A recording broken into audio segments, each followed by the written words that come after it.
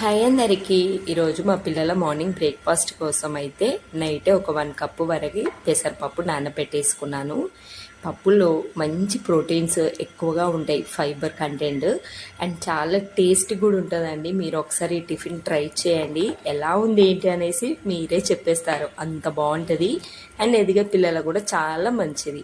So పెసరపప్పు నానిపోయిన తర్వాతకి చాలా స్మూత్గా మిక్సీ పట్టేసుకోవాలి. ఒక చిన్న అల్లం ముక్క, ఒక చిన్న పచ్చిమిర్చి వేసి మిక్సీ పట్టేసుకున్నాను.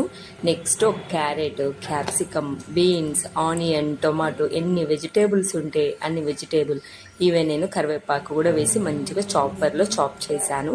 అది పప్పులో మిక్స్ చేసి మంచిగా కలిపి ఈ విధంగా అట్టులాగా వేశాను. టేస్ట్ చాలా బాగుంటుంది. ఇంకెక్కువ స్పైసెస్ మసాలాలు ఏం వేయలేదండి.